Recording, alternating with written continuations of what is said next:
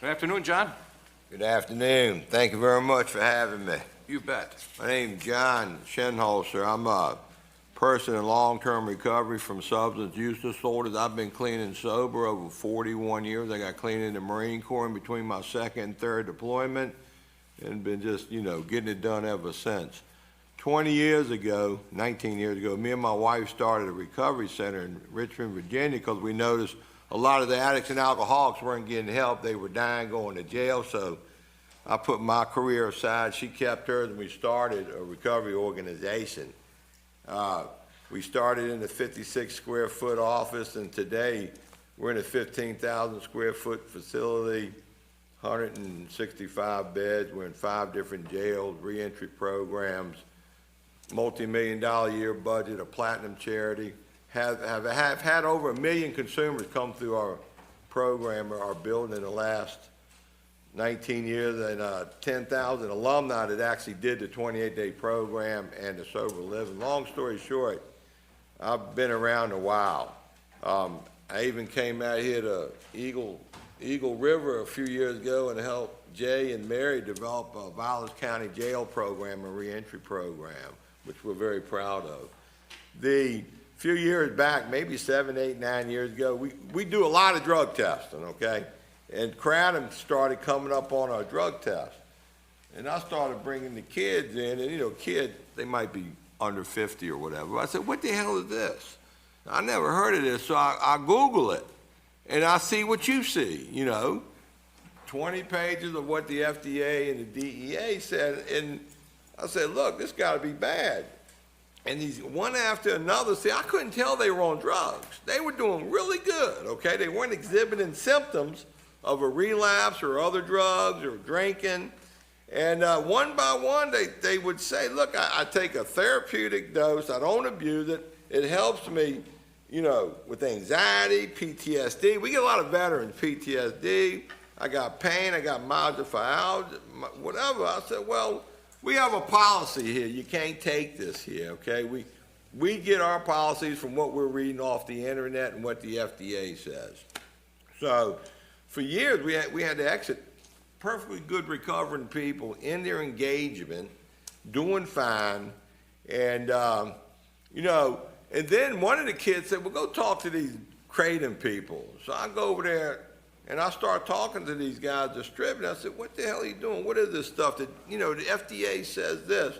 Well, they started showing me some real science that they have access to, and come to find out there are hundreds of, like Dr. Jack testified to, of evidence-based science on this product. And then I noticed, well, every now and then these addicts and alcoholics, see, they like to substitute one form of using for another. Nobody wants to get fully clean, it seems. They want to smoke a joint, drink a beer, or whatever. So some of them would actually take Kratom as a substitute, not as a therapy. And some of those folks, out of thousands of Kratom consumers, I've actually seen a handful, I can count on one hand, that came back what I would call dependent on Kratom. They had a terrible time with it. But here's the good news. You take less over a few weeks and you wean it off. It's not like other drugs. See, alcohol, you stop alcohol, you can go into seizures and die. It's hard to wean off alcohol. Opiates, you go into opiate withdrawal, the pain is great, trust me. This is a product that we discovered that you just do less, you can get off. But remember, when you're in active addiction, you're mentally ill. You're in that psychic state where you want to do anything. So, make a long story short, I've noticed a lot of people, after I've done my research, I talk to these guys, I listen to them, I'll hear what everybody's saying over a 7-year period. And we have a plant-based product readily available that 85% of the consumers find appropriate use for. And that Hopkins paper did mention 3% that we're going to have some sort of addiction issue. So it is possible it can happen.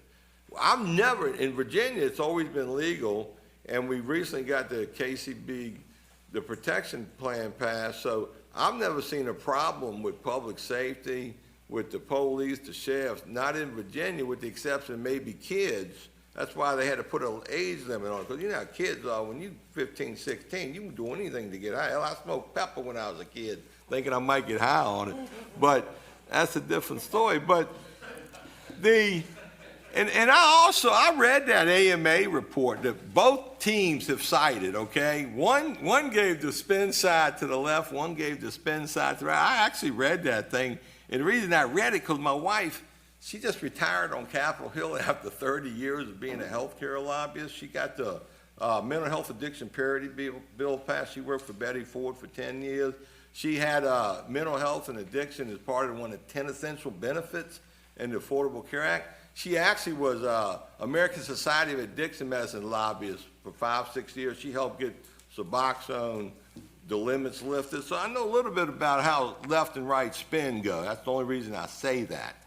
And I read that report, and it made it real clear that, number one, this is an and I'm going to combine it with what Nora Volkoff said. This is an emerging, promising practice, an incredibly effective tool that has already proven to reduce the effect of opioid epidemic that has had on our nation. Keeping in mind the FDA was the one that co-signed OxyContin as a safe, non-addictive drug, okay? So take some of that with a grain of salt. But the point is, we do want more science on it. We need more science on it. But at the same time, it's a safe, effective plant for most adult responsible consumers. And I would only be here because for the last 5-6 years, I've been getting on these Kratom boys, but I said, look, if you want me to help you with this, you have got to keep it away from kids. You know, Americans got a prevention problem. You know that, don't you? We can't keep them off of nicotine, alcohol. We can't even keep them off of sugar, for God's sakes, man. I mean, a third of our kids are obese. So, but the American Kratom Association, they're the responsible ones in the bunch. They're the ones that want consumer protection. They want proper testing, packaging, do away with underage use, unadulterated products. So you actually got the good guys in here. And Mr. Baldwin, I know you're going to ask me who's paying me. So I'm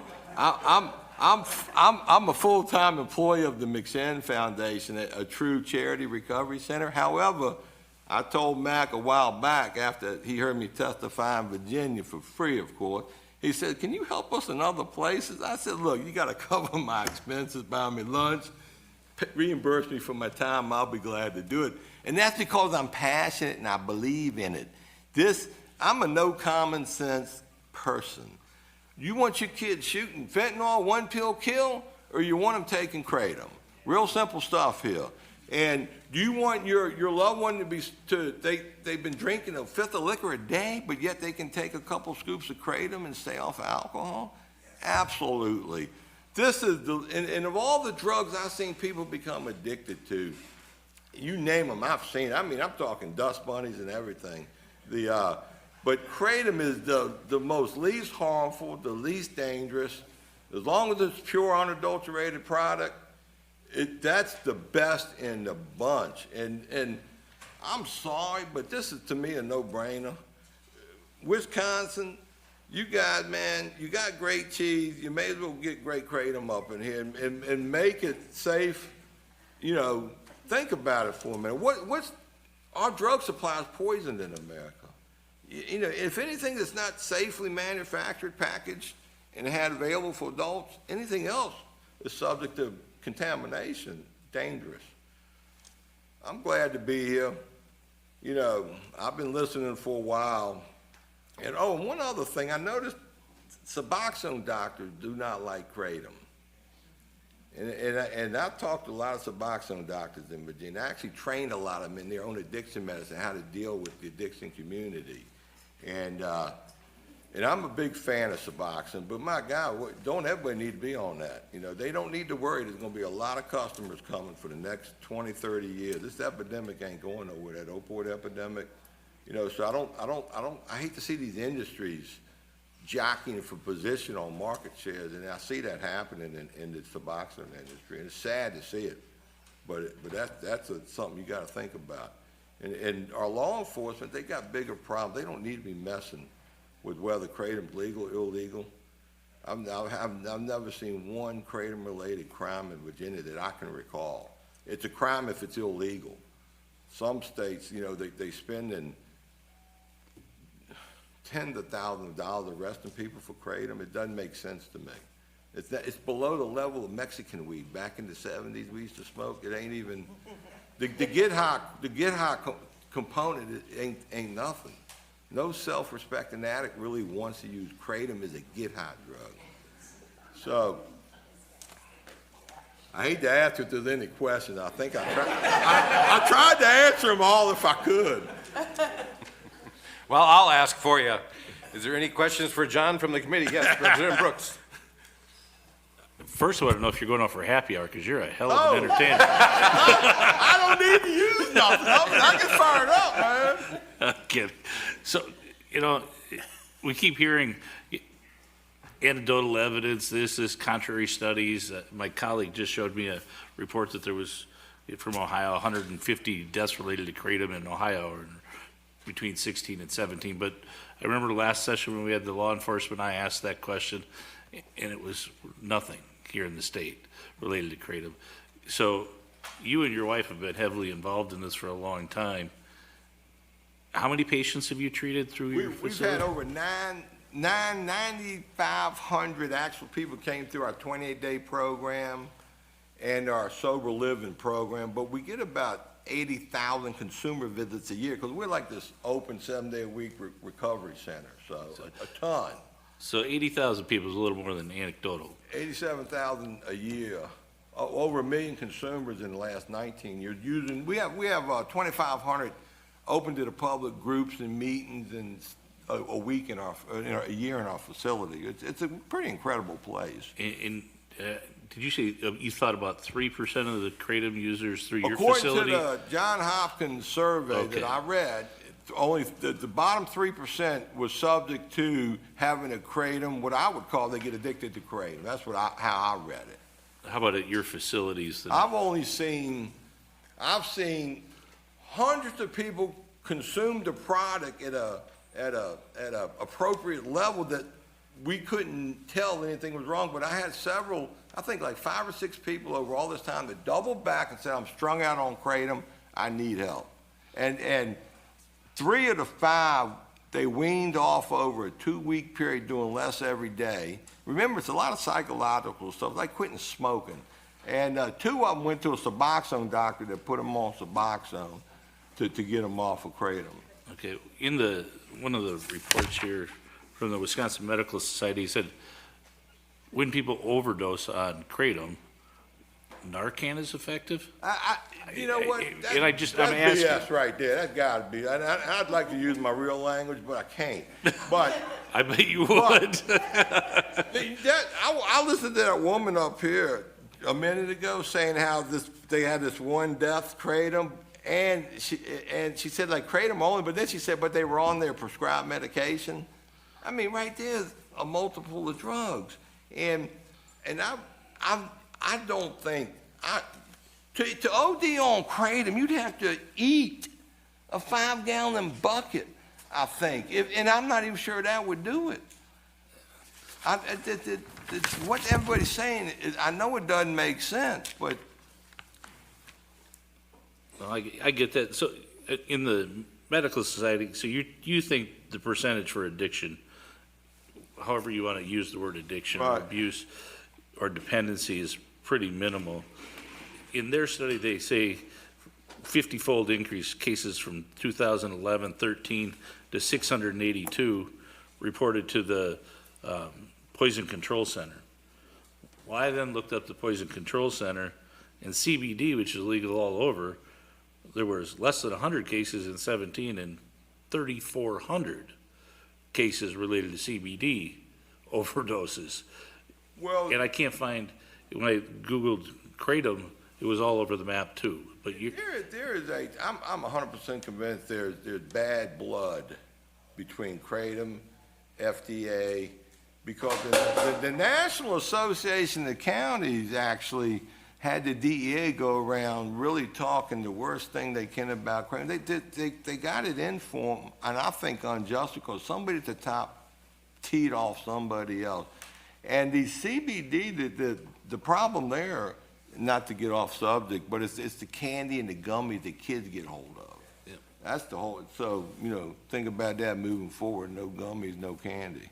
So in Virginia where you are, you use strictly regulated, licensed kratom? Well, Or was it not legal at the time and you were? in all the treatment centers in Virginia, and probably nationwide, they will only recommend and prescribe FDA-approved drugs. You have got to be a non-clinical organization to recommend or co-sign the use of plant-based products. I call this plant-based.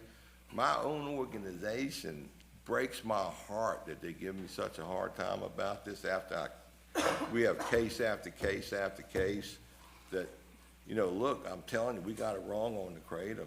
And I'm the founder of this place, which I'm just president of Emeritus now because we did our succession plan.